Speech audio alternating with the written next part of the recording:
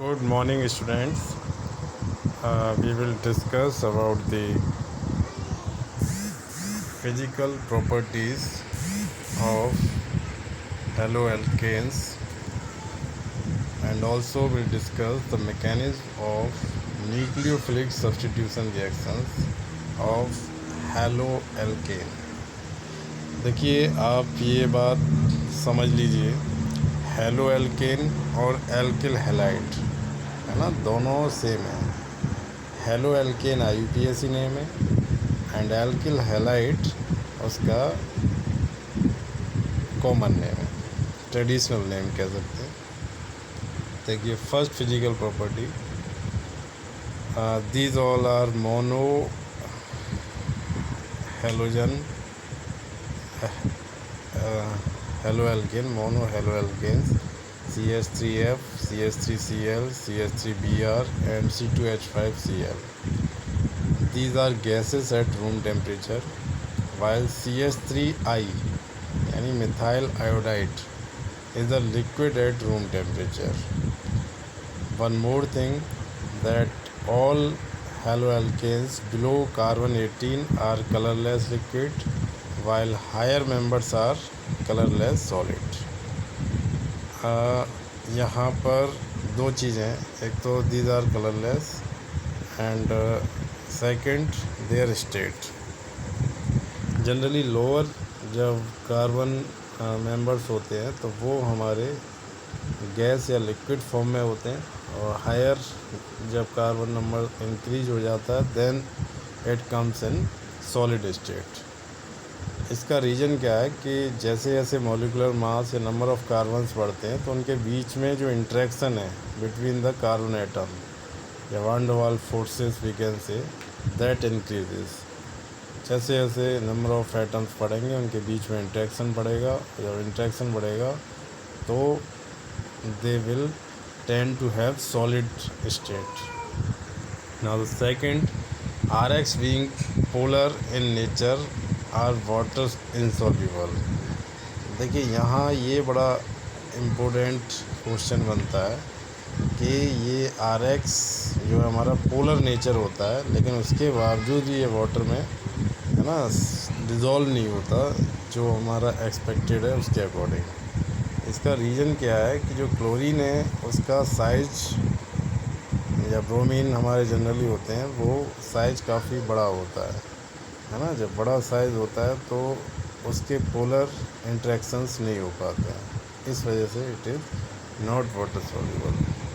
The one on copper wire with green edge flame Beilstein test for halogen. देखिए, जब आप lab में जाएंगे तो लैब में आपको कुछ फंक्शनल टेस्ट करने होते हैं।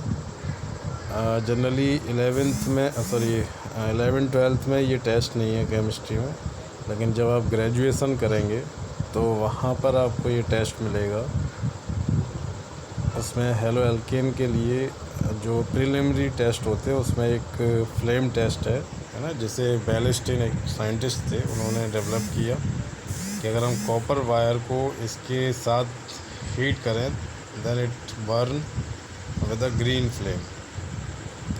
RVR alkyl bromide and RI alkyl iodide are heavier than water, RCl RF are lighter than water।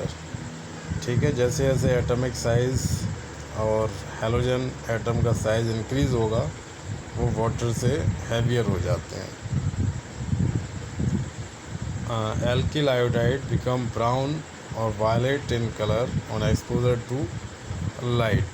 देखिए, ये एक अच्छा आपके लिए फैक्ट है कि जब हम एल्किल आयोडाइड यानी हेलोएल्केन में आयोडो एल्केन को या एल्किल आयोडाइड को अगर हम लाइट में रख दें, सनलाइट में रख दें, तो कुछ समय के बाद उसका कलर ब्राउन या वॉयलेट हो जाता है। रीज़न क्या है कि वो डिग्रेड हो जाता है, टू मॉलिक्यूल्स कंबाइन होकर के और डाई एल्काइल बनाते हैं, हायर एल्केन बनाते हैं और आयोडीन रिलीज़ करते हैं। तो आयोडीन गैस की वजह से उसका कलर वॉयलेट हो जाता है, आयोडीन का कलर वॉयलेट पर्पल होता है। This point is very important, boiling point of alkyl halides are in order. पहले भी हमने डिस्कस किया कि जो सॉलिड की तरफ जाते हैं इंट्रैक्शन इंक्रीज़ हो जाता है, तो सेम फैक्ट यहाँ पर वर्क करेगा कि जैसे जैसे मॉलिक्यूलर साइज इंक्रीज़ होता है तो उनके बीच में इंट्रैक्शन इंक्रीज़ हो जाता है। तो RI को अगर हम देखें,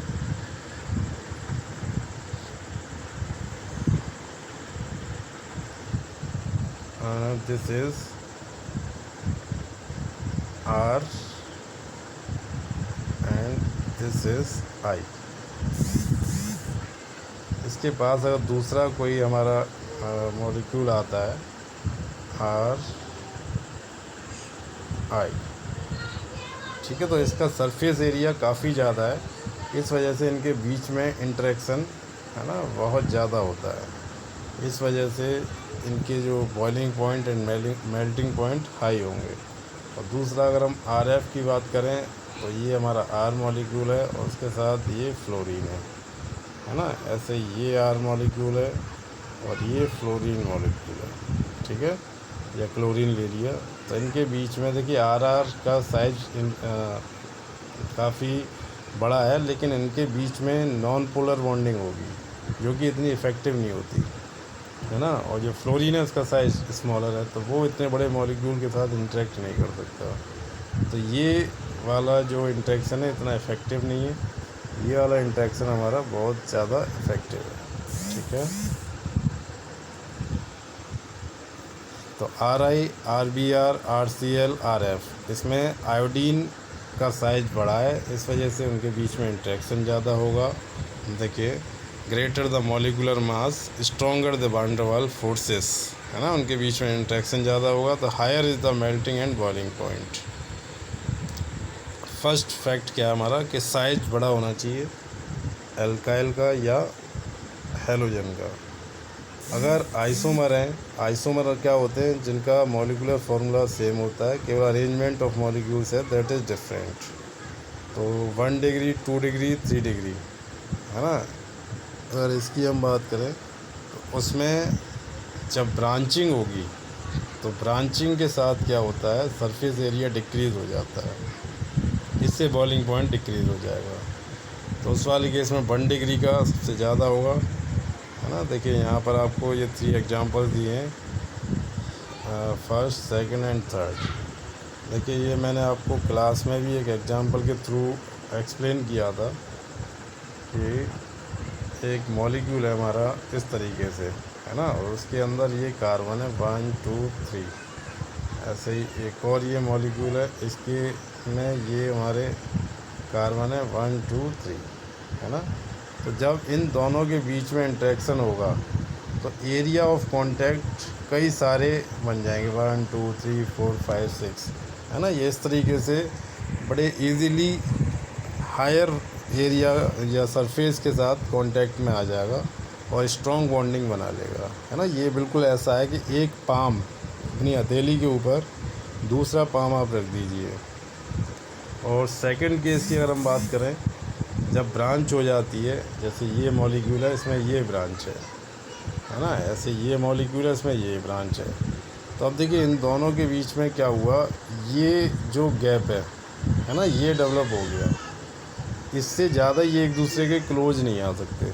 जब क्लोज नहीं आएंगे तो बॉन्डिंग कैसी हो जाएगी, वीक हो जाएगी। बॉन्डिंग वीक होगी तो आसानी से ये एक स्टेट से दूसरे स्टेट में चले जाएंगे और इनका बॉइलिंग मेल्टिंग पॉइंट कम होगा। एक और केस है कि जब हमारी ब्रांच इस तरीके से हो जाए, है ना, जैसे टर्सरी में होता है इस तरीके से, तो अब क्या होगा, अब देखिए एक ये तो डिफरेंस हो ही गया, दूसरा ये इस डायरेक्शन में भी डिफरेंस करेगा, है ना, मतलब एक 1 डायरेक्शन और ये सेकंड डायरेक्शन, जबकि इसमें क्या था 1 डायरेक्शन में ही डिफरेंस आ रहा था, यहाँ 2 डायरेक्शन में आ जाएगा तो और वीक बॉन्डिंग हो जाएगी, तो उससे और बॉइलिंग पॉइंट कम हो जाएगा। ये 1 डिग्री केस है, ये 2 डिग्री केस है, ये 3 डिग्री केस है, ठीक है।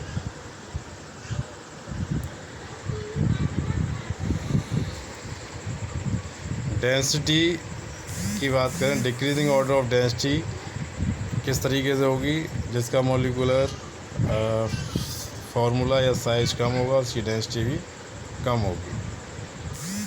Stability of CX bond decreases as the strength of CX bond decreases. Bond strength of CX bond decreases as the size of halogen atom increases. देखिए बड़ा obvious सा क्वेश्चन है ये। अगर हम स्टेबिलिटी की बात करें तो देखिए यहाँ पर 3 मॉलिक्यूल्स हैं हमारे, कार्बन फ्लोरीन, है ना। एक है हमारा कार्बन एंड क्लोरीन, तो एक है कार्बन एंड ब्रोमीन। अगर हम इनकी बात करें साइज वाइज तो ये इसका साइज है और ये इसका साइज है, ये कार्बन का साइज और ये क्लोरीन का साइज, ये कार्बन का साइज और ये ब्रोमीन का साइज। ठीक है, ये तीनों का हमारा साइज हो गया, carbon chlorine and carbon bromine. यहाँ पर जो ये साइज है, ये इनके बीच में इंटर एटॉमिक डिस्टेंस है ना, ये इतनी है, इसके बीच में ये है, और यहाँ ये डिस्टेंस इंक्रीज़ हो गई। जब डिस्टेंस इंक्रीज़ होती है तो उसको ब्रेक आसानी से कर सकते हैं, है ना। और जब आसानी से ब्रेक हो जाएगा तो it means it is unstable. तो इसको हम आसानी से ब्रेक नहीं कर सकते, देयरफॉर इट इज़ स्टेबल। यहाँ पर आपके लिए क्वेश्चन बन सकता है कि कार्बन फ्लोरीन में जो बॉन्ड स्ट्रेंथ है दैट इज़ मैक्सिमम, लेकिन बॉइलिंग पॉइंट की बात करते हैं तो कार्बन फ्लोरीन की जो बॉइलिंग पॉइंट होगा मॉलिक्यूल्स के बीच में वो कम होता है ना। तो इसका क्या रीज़न है, आप लोग है ना इस पर वर्कआउट करिए और मुझे आंसर देना, अगर नहीं आता तो फिर आप पूछना। Next is dipole moment of RX decreases as electronegativity of halogen atom decrease। इसका मीनिंग ये हुआ कि जिसके बीच दो एटम्स के बीच में इलेक्ट्रोनेगेटिविटी हाई होगी उसके बीच में डायपोल मोमेंट भी हाई होगा। ठीक है, लेकिन फ्लोरीन के केस में ऐसा नहीं होता। क्यों? क्योंकि फ्लोरीन का साइज स्मॉल होता है। अभी आपने P ब्लॉक पढ़ा था, है ना। P ब्लॉक में हेलोजन वाला जो ग्रुप आपने स्टडी किया तो उससे आपको बिल्कुल क्लियर हो गया होगा कि फ्लोरीन का साइज स्मॉल होने की वजह से एबनॉर्मल प्रॉपर्टीज शो करता है।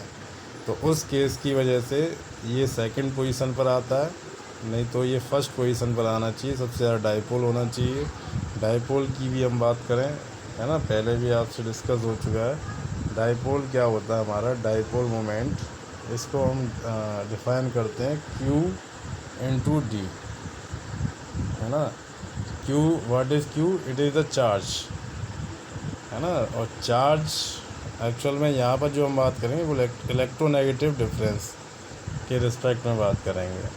And D, it is the distance between the two atom, जैसे कार्बन एंड फ्लोरीन, इनके बीच में इलेक्ट्रोनेगेटिविटी डिफरेंस ज़्यादा होगा तो क्या होगा, इनके जो चार्ज है इफेक्टिव चार्ज यहाँ से ज़्यादा आ जाएगा, डिस्टेंस हमारी क्या रहेगी, कम होगी, लेकिन चार्ज यहाँ पर ज़्यादा इफेक्टिव चार्ज रहेगा, इस वजह से हमारा डायपोल मोमेंटम यहाँ हाई होगा। सेकंड जो केस है वहाँ पर क्या होगा कि इफ़ेक्टिव चार्ज डिक्रीज़ हो जाएगा, उस वजह से डायपोल मोमेंटम हमारा डिक्रीज़ हो जाएगा। तो देखिए यही ऑर्डर है, लेकिन फ्लोरीन का कम है इन रिस्पेक्ट टू क्लोरीन। इसका रीज़न क्या है कि फ्लोरीन हमारा यहाँ पर स्मॉल एटम है, ठीक है, जो कि एबनॉर्मल प्रॉपर्टी शो करता है। ठीक है, नेक्स्ट क्लास में हम बात करेंगे केमिकल प्रॉपर्टीज़। ये फिज़िकल प्रॉपर्टीज़ थी हमारी हेलो एल्केन्स की, इनको आप स्टडी करिए, है ना, और अपनी रेफरेंस बुक से एक बार चेक कर लीजिए। Thank you.